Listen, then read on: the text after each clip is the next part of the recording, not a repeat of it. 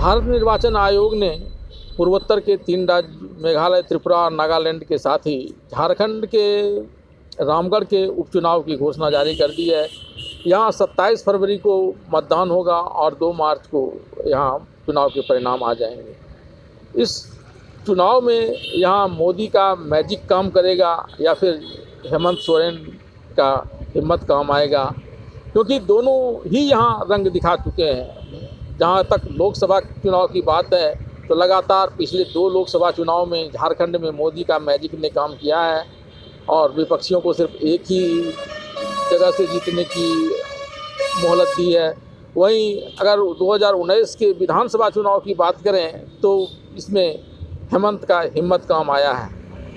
अब यही देखना दिलचस्प होगा और इसको लेकर के दोनों ही दलों के अपने अपने दावे हैं। अगर महागठबंधन जो सत्तारूढ़ है इस समय झारखंड में उसकी बात करें तो इसका मानना यह है कि यहाँ से उसके एक घटक दल कांग्रेस से ममता देवी चुनाव जीती थी 2019 में और जनता ने उसे 5 वर्ष का मैंडेट दिया था और एक षड्यंत्र के तहत उस पर मुकदमा हुआ और उसमें उसके 3 वर्ष से ज़्यादा की सज़ा हुई, जिस कारण उसकी सदस्यता चली गई और फिर उपचुनाव हो रहा है। तो लोगों की सहानुभूति ममता देवी के साथ होगी और इसका फ़ायदा उठाने के लिए वह उसके पति को चुनाव में उतारेगा और वो उसकी जीत पक्की मान रहा है। वहीं अगर एनडीए की बात करें तो इसके भी अपने तर्क हैं, या यूं ही हवा में बात नहीं कर रहा। इसका मानना है कि 2005 से लगातार 3 बार वहाँ से चंद्रप्रकाश चौधरी ने चुनाव जीता था, जो एजेएसयू के उम्मीदवार थे और एजेएसयू की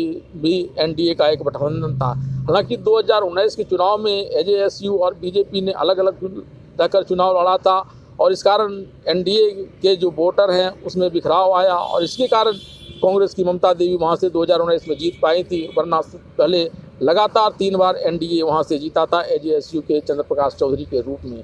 तो उसी का लाभ उसको मिलेगा और मोदी का मैजिक तो अपना है ही।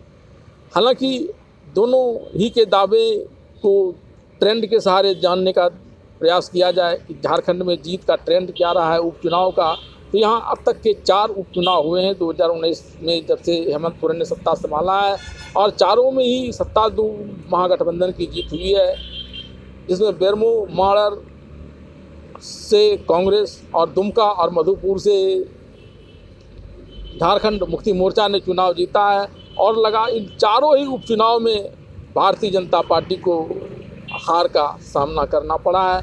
तो ट्रेंड की स्थिति यह है, लेकिन बदलती परिस्थितियां सब कुछ बदल देती हैं। ऐसे में जब तक चुनाव परिणाम नहीं आता है तब तक सभी अपने दावे करते रहेंगे।